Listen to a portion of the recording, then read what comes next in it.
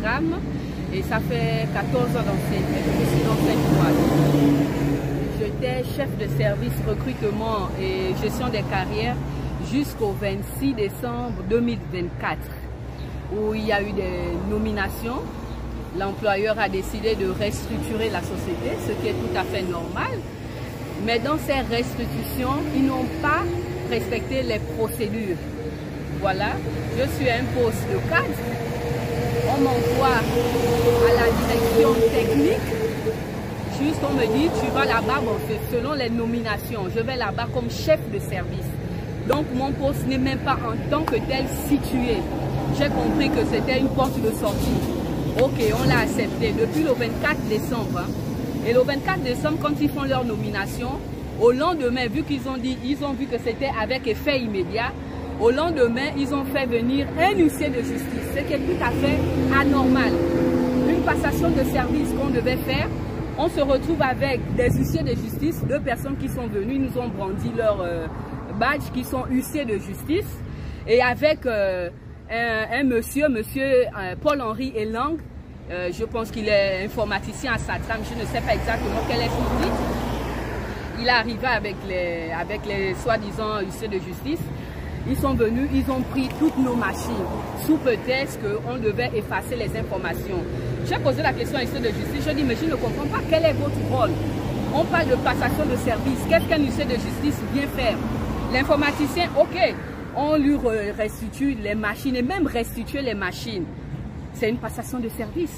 On devait faire la passation de service avec les personnes concernées, avec les personnes qui ont été nommées à ces postes. Mais on est étonné que M. Elang vient, il récupère toutes nos machines, il les a emmenées à la direction générale. Il n'y a même pas eu de PV qui a été fait. Il n'y a pas eu de constat. Parce que quand vous venez prendre des machines des gens, il faut justement qu'on vous dise que voilà ce qu'on vous a donné.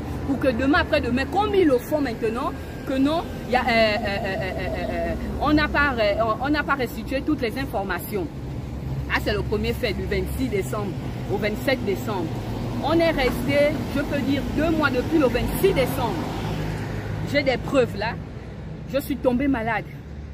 J'ai eu un stress. Je vous montrerai les preuves. Je suis allée à l'hôpital et tout ça. Ils m'ont demandé de prendre un repos. Je disais, bon, repos, je préfère déjà prendre mes congés puisque ça fait 3 ans que je suis là. Je ne suis pas allée en congé. Ma lettre de congé là, j'ai pris les congés. Mais je vous dis que je ne sais pas comment vous expliquer. Vraiment, j'étais acculée. Je ne mangeais plus, je ne dormais plus. J'ai passé 1 mois alité. Alité. Il y a des personnes qui peuvent l'attester. J'ai repris le travail le 24 février. Le 24 février de cette année. Depuis ma reprise du boulot, la direction générale ne nous a rien dit. Ils n'ont pas aménagé le cadre. Vous enlevez quelqu'un d'un poste pour l'envoyer à un autre poste, vous devez mettre toutes les conditions. Vous me récupérez mon outil de travail.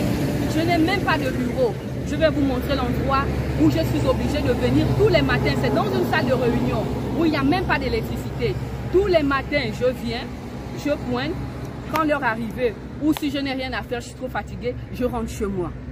Donc, depuis le 24 février jusqu'à ce jour, aucune suite, rien n'a été fait. Ce qui me révolte vraiment ce matin, c'est le manque de respect. Le manque de respect. Vous ne pouvez pas traiter des gens qui ont servi dans cette société 14 ans d'ancienneté.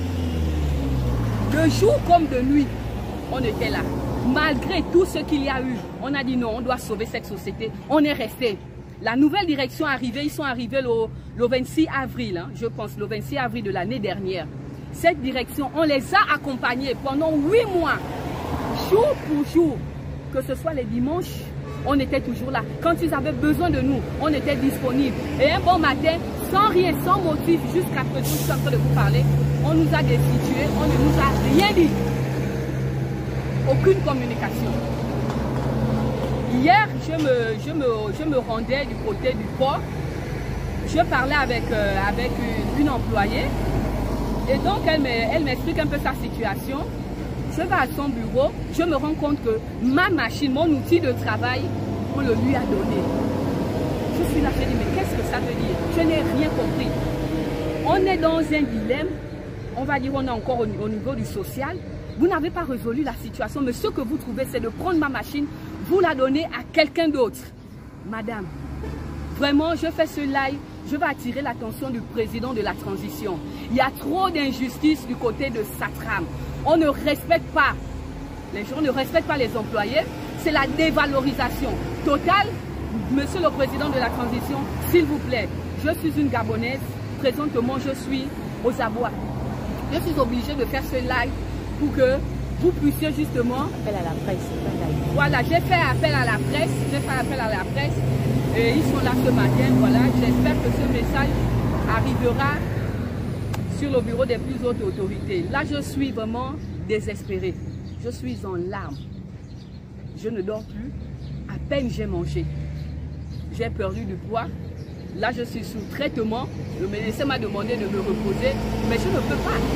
Tous les jours, quand vous venez à Satram, ce sont des injustices, des paroles qu'on vous donne, comme si c'était nous qui avons créé la situation de Satram.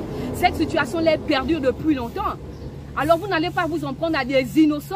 On était en redressement judiciaire. On est sorti d'un redressement judiciaire qui s'est soldé par un concordat. Cela date depuis 2017-2018, la situation de Satram. À Port-Gentil, il y a eu un mouvement de grève. Des gens ont contesté pendant 5 ans. Je pense qu'ils ont été réintégrés. Mais la situation ne change pas. La nouvelle direction arrive, c'est une chasse aux sorcières qu'on fait. Nous, on est là 15 ans, on a soutenu, on les a accompagnés. Comment avoir ce genre de comportement des personnes qui vous ont accompagnés? Vous avez dit non, on a volé. Démontrez-nous les preuves. On les a accompagnés pendant 8 mois. On payait des gens sur des chèques.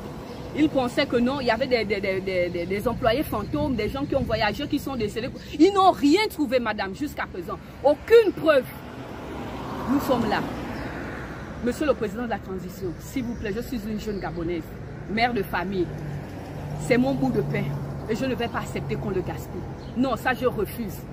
Satram doit apprendre à respecter les employés, les gens qui ont maintenu cette société. C'est ce que j'avais à dire.